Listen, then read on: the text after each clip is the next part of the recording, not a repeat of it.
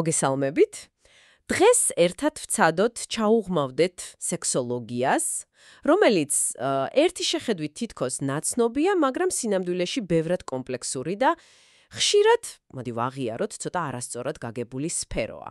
ანუ, ზედაპირულად ვიცით, მაგრამ სიღრმეებში ბევრი ნიუანსი იმალება. ჩვენ გვაქვს საინტერესო მასალები, მათ შორის ერთი ძალიან გამოცდილ ექიმ სექსოლოგის ინტერვიუც, ხო და ამ წყაროებზე დაკრდნობით გვინდა რომ დაგანახოთ სექსოლოგიის, ასე ვთქვათ, რეალური სურათი. ანუ როგორ უკავშირდება ის მედიცინის სხვა დარგებს, ზოგჯერ საკმაოდ მოულოდნელად, განსაკუთრებით აი გულთან კავშირზე მინდა გავამახვილოთ ყურადღება. მზად ხართ? დავიწყოთ? პირველი რაც უნდა ვთქვათ, ალბათ ისა, რომ საქართველოში მაინც და მაინც თავისუფლად ამ თემებზე საუბარი არ ხდება, ხომ? ტაბუ მაინც არის. თუმცა კარგია, რომ ნელ-ნელა იცვლება ეს დამოკიდებულება, ცნობიერება იზრდება, მაგრამ მაინც აი ბოლომდე თითქოს ვერ ვაცნობიერებთ, რას მოიცავს ეს სფერო. დიახ, ტაბუ ნამდვილად არის და ეს სამწუხაროა, მაგრამ ძალიან მნიშვნელოვანია ხაზი გაუსვათ, რომ სექსოლოგია უპირველეს ყოვლისა არის მედიცინის სერიოზული დარგი. და არა უბრალოდ დარგი, არამედ ინტერდისციპლინარული. აი ეს სიტყვა აქ მთავარი. ეს რას ნიშნავს? ეს ნიშნავს, რომ ის არ არის რაღაც იზოლირებული ცალკე მდგომი. ის ძალიან მჭიდროდ, ორგანულად არის დაკავშირებული და თანამშრომლობს სხვა სამედიცინო სპეციალობებთან. აი წარმოიდგინეთ, პრაქტიკაში სექსოლოგს ხშირად უწევს კონსულტაცია გინეკოლოგთან, უროლოგთან, ფსიქიატრთან, ენდოკრინოლოგთან და რაც ბევრს უკვირს ხოლმე, კარდიოლოგთანაც კი. ანუ ანგიოლოგთან. ეს გუნდური მუშაობაა ხშირად. პრობლემა, რომელიც ერთ სფეროს ეხება, შეიძლება სხვა სისტემიდან მოდიოდეს. აი ზუსტად ეგ მომენტია, კარდიოლოგი. მეც რომ წავიკითხე წყაროებში, გულსფერო, თქვა, ცოტა გამიკვირდა. აი რა შუაშია გული ან გულის პრობლემები, თქვა, ერექციულ დისფუნქციასთან. თითქოს სულ სხვადასხვა რამეა. არა, აი შეგიძლიათ ეს კავშირი ცოტა უფრო დეტალურად აგვიხსნათ. კი, ბატონო. კავშირი არათუ არსებობს, არამედ ძალიან პირდაპირ და სერიოზულია. ეს ალბათ ერთ-ერთი ყველაზე მნიშვნელოვანი აღმოჩენაა ბოლო 10 წლეულების, რასაც თანამედროვე მედიცინა აღიარებს. კლინიკურად დადგენილი ფაქტია, რომ ერექციული დისფუნქცია, როცა მამაკაცს უჭირს ერექციის მიღწევა ან შენარჩუნება. სექსობრივი აქტისთვის საკმარისი დროით, ხშირ შემთხვევაში არის გულ-სისხლძარღვა სისტემის მომავალი სერიოზული პრობლემების, განსაკუთრებით ინფარქტის ერთ-ერთი პირველი მაუწყებელი, პრედიქტორი, ასე ვთქვათ. ანუ პირველი ნიშანი შეიძლება იყოს. დიახ, პირველი ზარი, რომელიც ორგანიზმიდან მოდის. და ხშირად წლებით ადრე, სანამ გულის პრობლემა კლინიკურად გამოვლინდება, პაციენტებიც კითხულობენ ხოლმე ზოგჯერ ცოტა იუმორითაც. რა შუაშია გული, რომელიც აქეთაა, იმასთან რაც იქითაა? ხო, ლოგიკური კითხვა ერთი შეხედვით. პასუხი არის სისხლძარღვები. მექანიზმი ორივე შემთხვევაში ძალიან მსგავსია. პრობლემები სისხლძარღვების გამავლობასთან, ენდოთელიუმის, ანუ სისხლძარღვის შიდა შრის დისფუნქცია, ის პროცესები, რაც გულის მკვებავ კორონარულ არტერიებს აზიანებს, აი იგივე პროცესები აზიანებს პენისის მკვებავ, ბევრად უფრო წვრილ სისხლძარღვებს, ოღონდ უფრო ადრე. გესაგებია, იმიტომ რომ უფრო წვრილია და პრობლემა უფრო მალე ჩანს. ზუსტად, დიამეტრი უფრო მცირეა და პრობლემაც უფრო სწრაფად იჩენს თავს. ამიტომაც ვამბობთ, რომ ეს ორი პრობლემა მართლა ღვიძლი ძმებია. ესე იგი, ერექციის პრობლემა შეიძლება იყოს არა უბრალოდ რაღაც სექსუალური დისკომფორტი, არამედ ბევრად სერიოზული რამის ნიშანი. სიცოცხლისთვის საშიში მდგომარეობისაც კი. ეს მართლა ძალიან მნიშვნელოვანია. დიახ, აბსოლუტურად. და სწორედ ამიტომ არის კატეგორიულად მიუღებელი თვითმკურნალობა. განსაკუთრებით ერექციის სტიმულატორებით. სანამ პაციენტს დაენიშნება ისეთი ცნობილი მედიკამენტები, როგორიცაა ფოსფოდიესტერაზა 5-ის ინჰიბიტორები, ყველა მიცის ვიაგრა, სილდენაფილი და მისი ანალოგები. კი. აუცილებელია, ხაზუსვამ აუცილებელია კარდიოლოგის კონსულტაცია. გულის მდგომარეობა უნდა შეფასდეს. ეს განსაკუთრებით კრიტიკულია ხანდაზმულ პაციენტებში ან მათთან, ვისაც ისედაც აქვს გულის პრობლემები. მაღალი წნევა, დიაბეტი. ანუ შეიძლება ძალიან ცუდი შედეგი გამოიწვიოს. შეიძლება ფატალური გართულებაც კი გამოიწვიოს გარკვეული პრობლემების ფონზე. ამიტომ ექიმის გარეშე ამ წამლების მიღება უბრალოდ სახიფათოა. არ შეიძლება. გასაგებია, ეს ნამდვილად ცulis სურათს. გამოდის, რომ სექსუალური პრობლემის მოგვარება ხშირად ერთი ექიმის საქმე არაა, გუნდური მიდგომაა საჭირო? დიახ, სწორედ ასეა. გუნდური მიდგომა ხშირად არის წარმატების გასაღები. აი, კარდიოლოგზე ვისაუბრეთ, მაგრამ სხვაებიც არანაკლებ მნიშვნელოვანია. ავიღოთ მაგალითად კლინიკური ფსიქოლოგები. მათი როლი არის ფასდაუდებელი. განსაკუთრებით მაშინ, როცა პრობლემა ფსიქოგენურია. ანუ ფსიქოლოგიური მიზეზები როცა მთავარი. სტრესი, შფოთვა. დიახ, სტრესი, შფოთვა, დეპრესია, ურთიერთობის პრობლემები, წარსული ტრავმები. ფსიქოლოგები გვეხმარებიან დიაგნოსტიკაში, მიზეზების პოვნაში და მერე ფსიქოთერაპიით მკურნალობაში. ოღონდ, აქვე უნდა გავმიჯნოთ აუცილებლად. ფსიქოლოგი არ არის ექიმი, წამლებს ვერ დანიშნავს. აჰა, ანუ მედიკამენტები ექიმის საქმეა. კი, მედიკამენტური მკურნალობა თუ საჭიროა, ეს უკვე ექიმის, სექსოლოგის ან ფსიქიატრის პრეროგატივაა. ფსიქოლოგის კომპეტენცია არის ფსიქოდიაგნოსტიკა და ფსიქოთერაპია, რაც ძალიან მნიშვნელოვანია, მაგრამ განსხვავებული სფეროა. გასაგებია.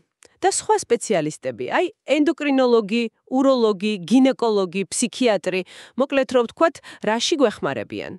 თითოეულს თავისი როლი აქვს. ენდოკრინოლოგი ეს არის ჰორმონები, ტესტოსტერონი, პროლაქტინი. ეს ჰორმონები პირდაპირ მოქმედებს ლიგიდოზე, ანუ სექსუალურ ლტოლვაზე. ჰორმონალური დარღვევა შეიძლება იყოს პირდაპირი მიზეზი. აჰა. უროლოგები მამაკაცებში, გინეკოლოგები ქალებში. ეს არის უშუალოდ სასქესო ორგანოების ჯამრთელობა, ანთება, ინფექცია, რამე სტრუქტურული პრობლემა. ეს ყველაფერი მათ ეხებათ და პირდაპირ კავშირშია ფუნქციასთან. ლოგიკურია. ფსიქიატრები ერთვებიან, როცა საქმე გვაქვს უფრო სერიოზულ ფსიქიკურ პრობლემებთან. დეპრესია, შფოთვითი აშლილობები, ფსიქოზები.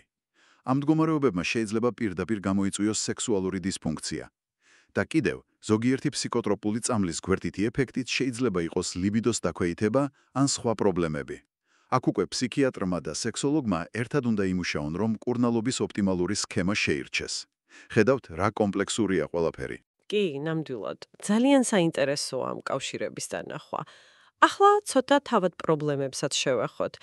წყაროებში ვნახე სტატისტიკა, რომ თითქოს ქალებში სექსუალური დისფუნქცია ცოტა უფრო ხშირია, ვიდრე მამაკაცებში.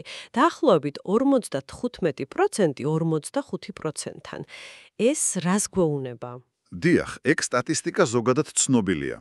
თუმცა ციფრები ცოტა შეიძლება იცვლებოდეს.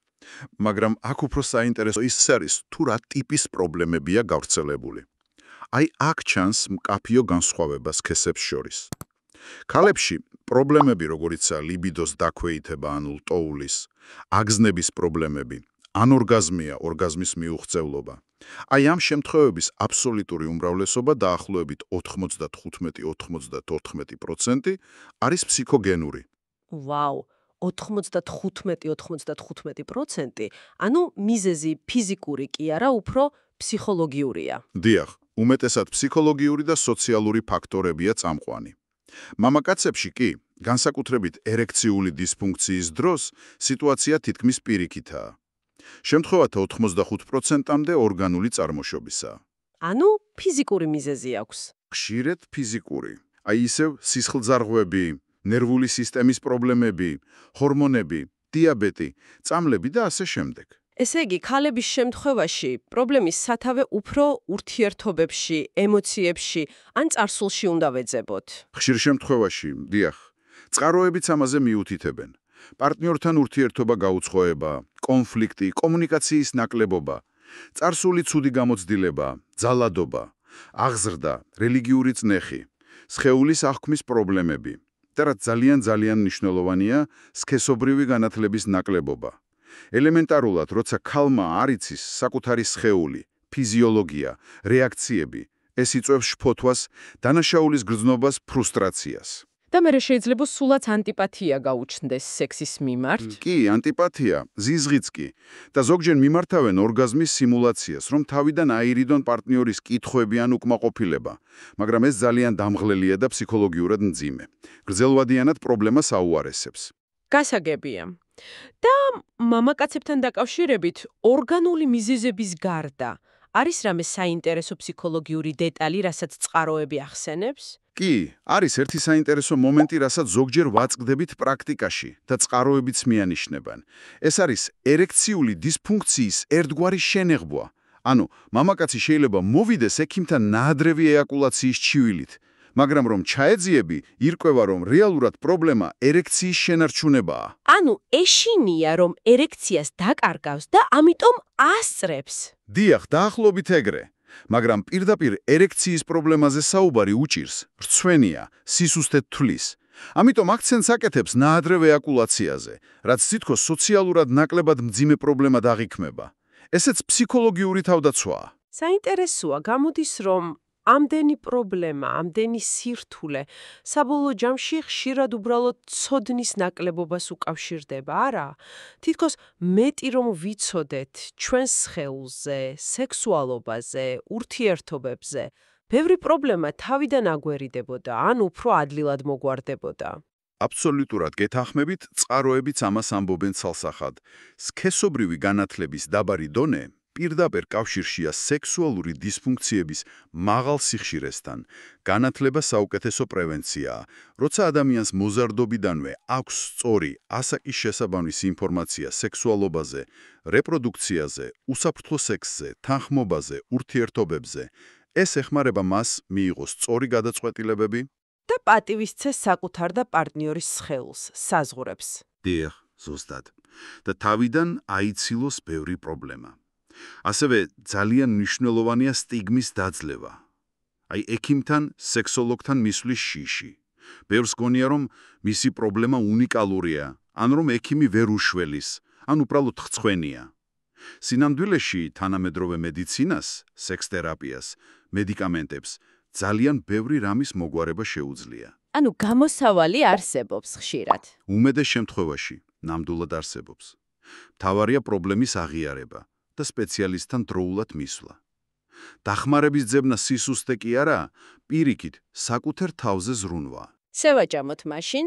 ვფიქრობ, ნათელია უკვე, რომ სექსოლოგია არ არის რაღაც ცალკე მდგომი ვიწრო სფერო მხოლოდ სექსზე.